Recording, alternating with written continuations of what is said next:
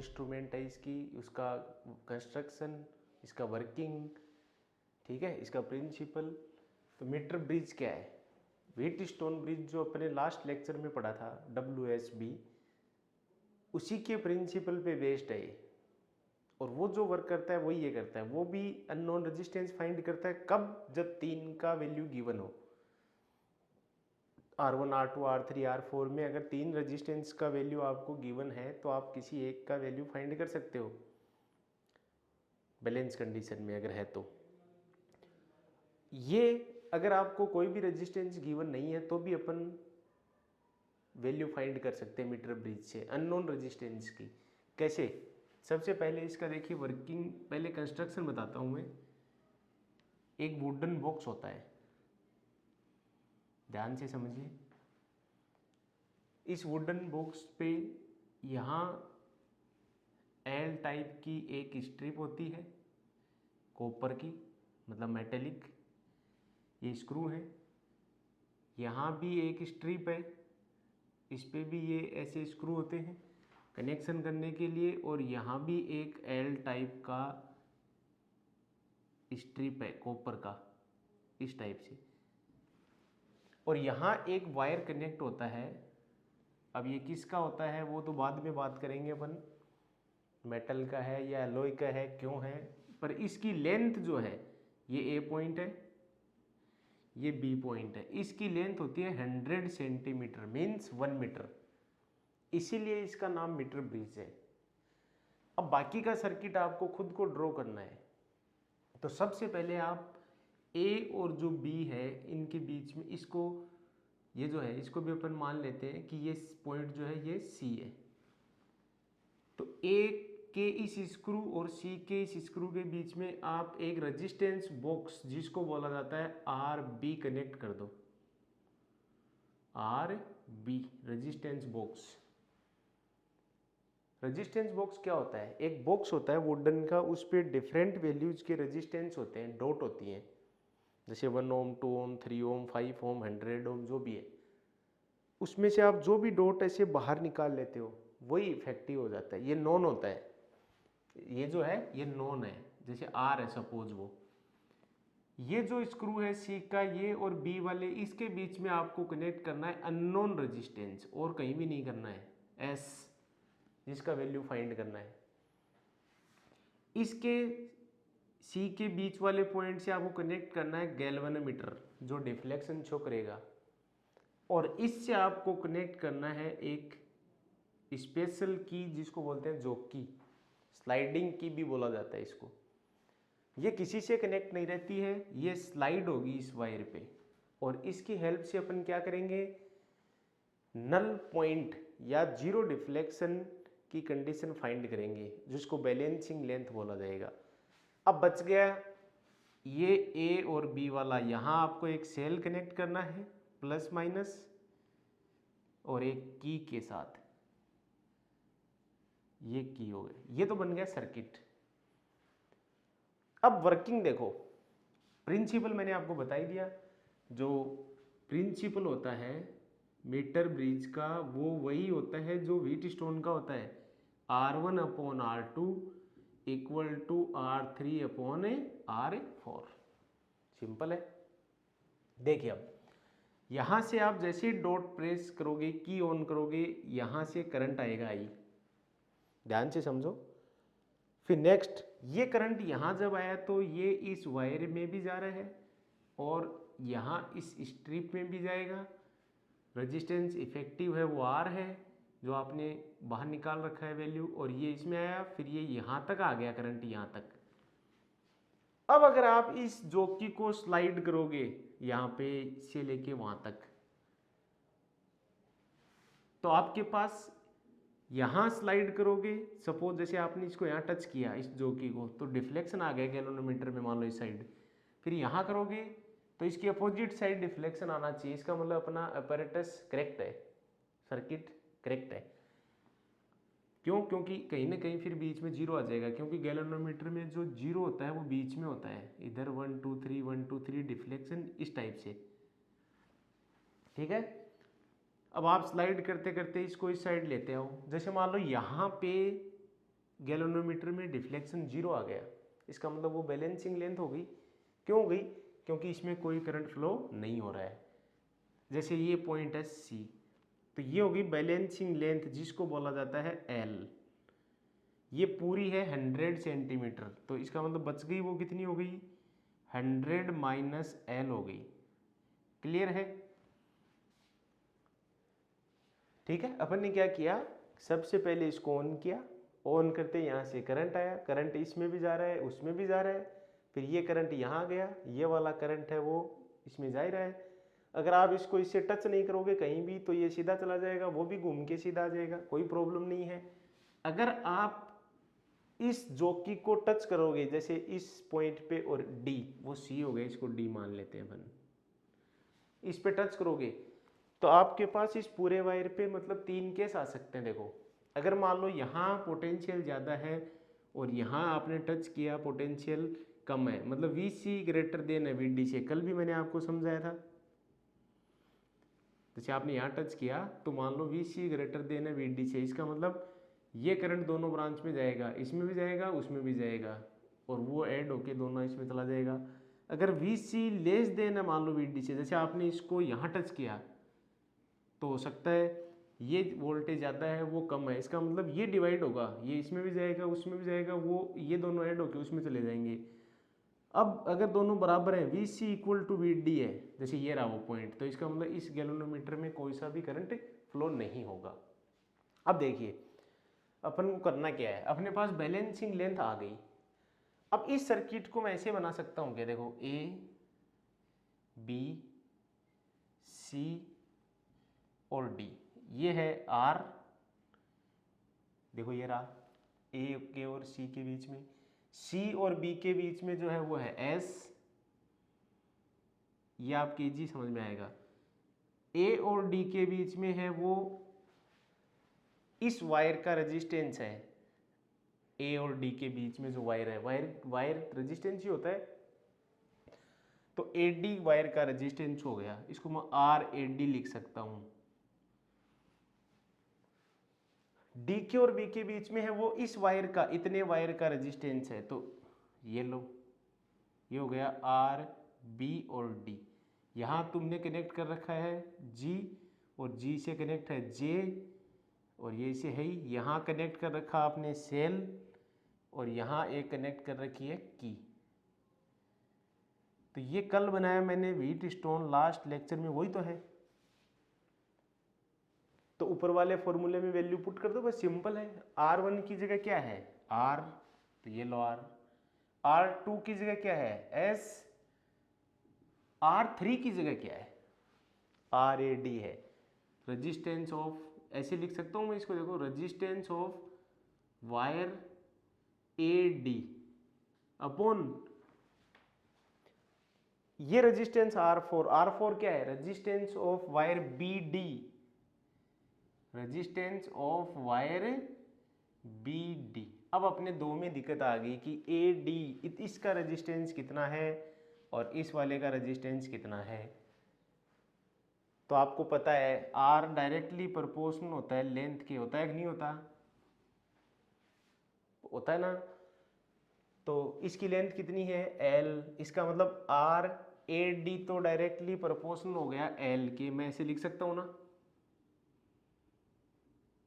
L के, या RAD equal to KL, के कॉन्स्टेंट हो गया, और RBD डायरेक्टली प्रोपोर्शनल हो जाएगा 100 माइनस L के, सिंपल है। तो RBD directly proportional 100 minus L, तो क्या आएगा, अब ये दोनों वैल्यू ये और ये उसमें पुट कर दो, तो R/S किसके इक्वल आ गया, K into L upon K into 100 minus L, K से K कैंसिल, तो R/S किसके इक्वल हो गया L अपॉन 100 माइनस L। अपन को किसकी वैल्यू चाहिए S की, तो S की वैल्यू आ गई, इधर लिख देता हूं मैं यहाँ 100 माइनस L क्रॉस मल्टीप्लाई किया मैंने into R upon L, unit लगा देना ओम, ये आएगा। अब इसमें आपके पास L नोन है, बैलेंसिंग लेंथ आएगी जो भी है 30, 40, 50, उसमें से 100 में से उसको माइनस करोगे तो 100 माइनस एल हो गई। जैसे मान लो 30 आई तो 70 हो गई। आर भी नोन है, मैंने कहा था आपको, आप इफेक्टिव रेजिस्टेंस जो भी निकालोगे उसमें से वो जाएगा, तो एस का वैल्यू आ गया।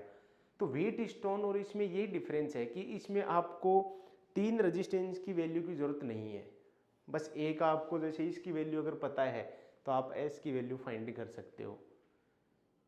अब आपको अगर ये क्वेश्चन आता है एग्जाम में तो क्या करना है, सबसे पहले आप बताओगे कि मीटर ब्रिज होता क्या है। मीटर ब्रिज वो डिवाइस होती है, वो इंस्ट्रूमेंट होता है जो अननोन रेजिस्टेंट फाइंड करने के लिए काम में लेते हैं। डायग्राम बनाई दोगे कि ये 3 स्ट्रिप हो गई, जैसे 1, 2 और 3, ए, बी और सी, जिनमें से 2 एल टाइप की हैं। इन दोनों में रेजिस्टेंस बॉक्स कनेक्ट करना है, इसमें ऐसे ही करना है। इनमें बैटरी कनेक्ट करनी है और इसको जो जे से जी से गैल्वेनोमीटर से, और इसको जोकी से। जोकी कनेक्ट नहीं होती है, जोकी स्लाइड होती है वायर पे, और जहाँ डिफ्लेक्शन 0 आ गया वहीं रोक लेते हैं। तो जैसे यहाँ 0 आ गया डिफ्लेक्शन, इसमें मतलब इसमें कोई करंट नहीं है, तो वो बैलेंस कंडीशन आ गई, वो यहाँ आई सपोज, तो ये बैलेंसिंग लेंथ हो गई। अब कईयों के प्रॉब्लम आएगी कि बैलेंसिंग लेंथ ये क्यों हुई, ये क्यों नहीं हुई, तो मैं आपको क्लियर कर देता हूँ। बैलेंसिंग लेंथ उस पॉइंट से काउंट होगी जिससे बैटरी का प्लस कनेक्ट है, तो प्लस यहाँ है, तो ये बैलेंसिंग लेंथ होगी, तो ये बच गई 100 माइनस एल। अब 4 रजिस्टेंस है इसमें, आपको दिख नहीं रहे पर ध्यान से देखो, एक तो ये रहा, एक ये रहा, एक ये रहा, रजिस्टेंस ऑफ वायर, ये भी तो रजिस्टेंस ही है, एल जिसकी लेंथ है, वैल्यू नहीं पता बस। एक ये रहा आगे वाला,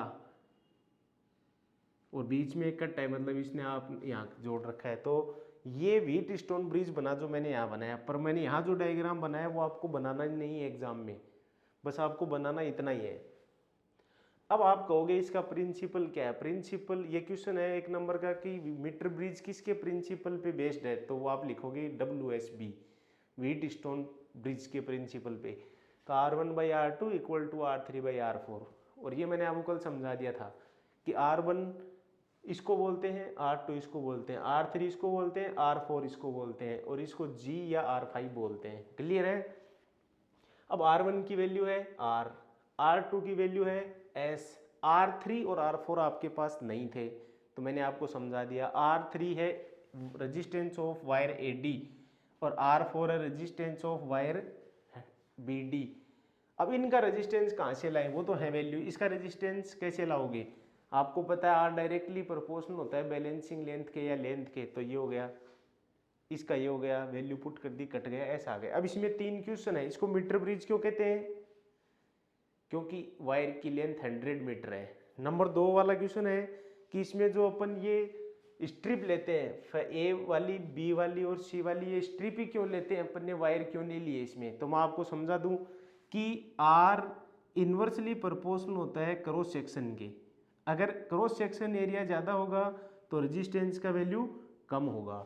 अब वायर और एक आपने ली स्ट्रिप, किसका क्रॉस सेक्शन ज़्यादा है, स्ट्रिप का ज़्यादा है, जिसका क्रॉस सेक्शन ज़्यादा होगा उसका रेजिस्टेंस कम होगा।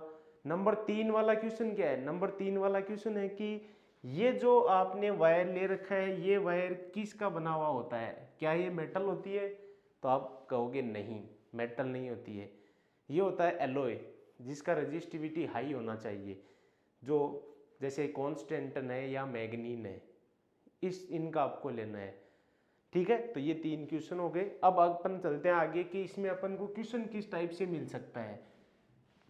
जैसे मान लीजिए सपोज 1 मार्क्स का कोई क्वेश्चन आता है, बोर्ड में आया हुआ भी है, एग्जाम में भी आता है, या कोई भी अगर आप एग्जाम देते हो तो उसमें आपको मिल सकता है। बहुत ही सिंपल सा है, 1 नंबर का क्वेश्चन है। फॉर एग्जाम्पल देखिए, मैं 2 क्वेश्चन की बात करूंगा यहाँ बस। नंबर 1 कि ये है तुम्हारा 4 ओम, ये है X, ये है A, ये है B, ये हो गया सेल, ये हो गई की,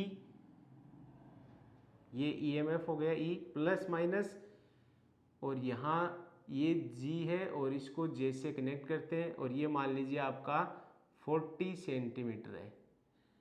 अब आपको वो पूछेगा कि वैल्यू ऑफ एक्स कितनी है, एक्स का वैल्यू बताओ, एक्स कितना है। तो 1 नंबर का क्वेश्चन है, तो इसका मतलब फटाफट आपको आंसर देना है।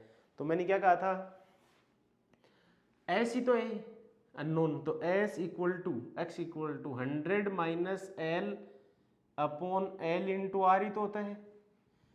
एल का वैल्यू कितना है 40, 100 माइनस एल 60, तो 60 अपॉन 40 इंटू 4, ये रहा ना R4, इसे कैंसिल हो गया, 4 से 4 कैंसिल हो गया, तो कितना आंसर आ गया 6 ओम। ये तो हो गया छोटा क्वेश्चन, जैसे 1 नंबर का क्वेश्चन हो गया।